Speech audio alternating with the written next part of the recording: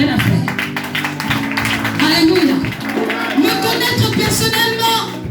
Vous savez, il y a des personnes, pour commencer à vivre la vie de Dieu, il faut d'abord qu'on leur dise, voilà, on va vous mettre responsable, on va faire ceci, on va faire cela. Là, on les motive. Comme si on motivait les gens pour un meeting. C'est n'importe quoi. Et alléluia. Je termine. Bien aimé, servir Dieu efficacement nécessite de connaître Jésus-Christ comme Seigneur et Sauveur. Je vais vite parce qu'il faut que je termine. Servir Dieu de façon efficace nécessite d'être fidèle dans sa parole. Il faut être fidèle dans sa parole. Le servir dans l'intégrité. Croire que la parole de Dieu est esprit et vie. Et ne pas s'arrêter. Pour servir Dieu de façon efficace, il faut le faire avec amour. L'amour agapé. Il faut apprendre à aimer les gens. Il faut les aimer tels qu'ils sont. Même avec leurs défauts. Vous savez, être serviteur de Dieu, c'est pas facile. Parce qu'en étant serviteur de Dieu, on rencontre beaucoup d'obstacles. Il y a ce qu'on appelle des têtes de mule. Les têtes de mule, c'est des personnes qui sont très têtues, très difficiles. Très difficiles. Quand il va à gauche, il va à droite. Mais c'est à gauche et à droite. Et quelquefois, ça donne envie de murmurer. Mais heureusement que le Seigneur nous a donné sa parole par l'intermédiaire des apôtres, l'apôtre Paul, l'apôtre Pierre, en disant que lorsqu'on appelle le troupeau, on ne doit pas dominer sur le troupeau. On doit l'aimer. Et grâce à cela, ça met un canevas. On fait attention. Mais la Bible déclare aussi dans Hébreu que vraiment, obéissez, soyez soumis au conducteur. De manière à ce que lorsqu'il prie pour vous, qu'il ne prie pas en murmurant. Car ça vous sera d'aucune utilité et d'aucune bénédiction. Bien aimé, pour servir Dieu de façon efficace, il faut avoir l'amour. Sans amour, c'est impossible. C'est vraiment impossible. Parce que dans le peuple de Dieu, il y a trop d'ingrats. Les mêmes personnes pour qui tu as prié, tu as jeûné. Dès qu'ils obtiennent leur bénédiction, ciao, ciao, au revoir. Quand on les appelle, le téléphone est bloqué. Le numéro a changé. Et ça fait que si on n'a pas un grand cœur, pour la personne d'après, on ne va plus prier. Parce qu'on va se sentir découragé. Pour servir Dieu, pour être efficace, il faut cultiver l'amour. Et il faut avoir l'amour pour son prochain aussi. C'est pour cette raison que le groupe de louanges doit avoir beaucoup d'amour pour le peuple de Dieu. Pour donner un service efficace et glorieux. Pour ne pas faire seulement de chanter, mais pour chanter vraiment. Et le peuple de Dieu aussi doit avoir l'amour pour le groupe de louanges. De manière à ce que lorsque eux se mettent à chanter, à louer, qu'eux soient entraînants, enthousiastes. Pas le temps, pas seulement attendre mon tube, moi je veux ma chanson. Ma chanson là. Il n'y a pas eu ma chanson aujourd'hui. Dis donc, tu n'es pas en boîte de nuit. Nous on va mettre ton tube spécial à toi. Nous sommes dans la présence de Dieu. Donc les chantres sont conduits par l'Esprit de Dieu. Ils chantent ce que Dieu leur demande de chanter, pas ce que toi tu veux. Parce que ça c'est émotionnel. Alléluia. Alléluia. Alléluia. Hey, bien-aimé. Il faut apprendre à servir Dieu de façon efficace avec son argent, ses richesses. Là où sera ton cœur, là où sera ton trésor.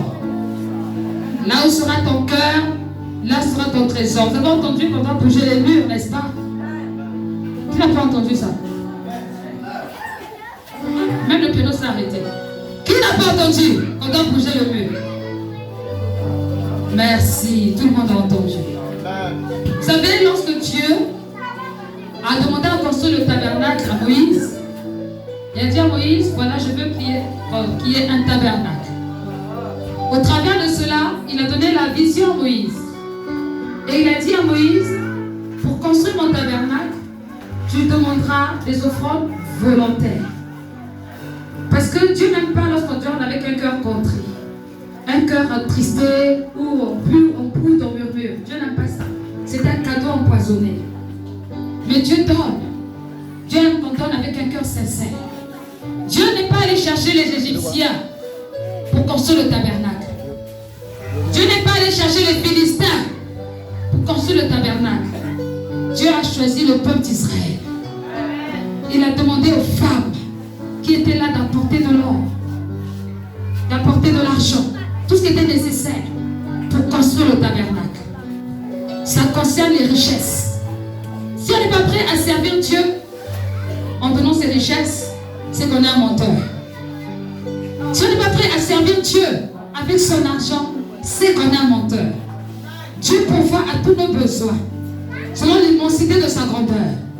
Je ne suis pas en train de te dire d'abandonner ta famille, de négliger ta famille pour donner à Dieu. Non! Mais je suis en train de te dire que autant tu t'occupes de ta famille, occupe-toi aussi de l'œuvre de Dieu. Au travers de cela, il ne manquera jamais rien. Et même quand ce sera difficile, Dieu te soutiendra. Dieu apportera. Alléluia. Alors soutiens la vision. Soutiens la vision. Ce que l'homme de Dieu peut recevoir comme direction.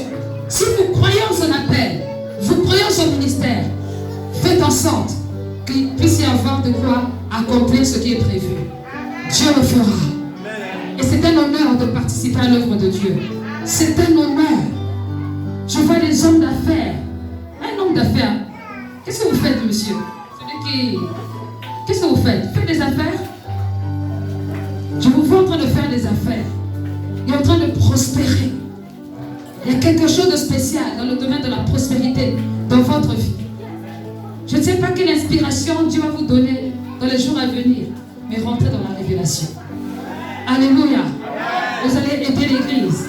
Et il y a d'autres personnes et des femmes aussi. Pour que l'église grandisse, que vous ayez des bonnes conditions pour adorer, servir Dieu. Et vous allez attirer beaucoup de monde dans votre assemblée pour adorer le Seigneur en esprit et en vérité. Amen. Amen, amen. Est-ce que vous le croyez? Et la dernière chose, pour servir Dieu de façon efficace, il faut avoir un cœur régénéré. Quelqu'un qui a un mauvais cœur ne peut pas servir Dieu de façon efficace. Parce que cette personne, merci, fermez. Parce que cette personne, si elle a un mauvais cœur, elle va avoir tendance à contaminer les autres avec son mauvais cœur. Le cœur a besoin d'être régénéré. Surtout quand on a une vision. Quand on est un visionnaire. Quand on est un Abraham. Il faut avoir le cœur d'Abraham. Bien aimé, Abraham s'était séparé de Lot. Mais Abraham n'a pas oublié Lot. Quand il y a des difficultés, Abraham est allé secourir son neveu. Parce que Abraham avait un bon cœur. Un cœur régénéré. Un cœur selon le Seigneur. Alléluia. Alléluia. Bien aimé, je suis obligé de m'arrêter parce que le temps est avancé. Je vous invite simplement à vous lever. J'espère que tout ce qui a été dit a été noté quelque part et que vous allez méditer par rapport à cela. Et je vous assure que Dieu ne vous laissera pas. Dieu n'est pas prêt à vous laisser dans cette assemblée. Non, non, non. Dieu va continuer à vous visiter puissamment. Ici en ce lieu. Et sa gloire va se manifester.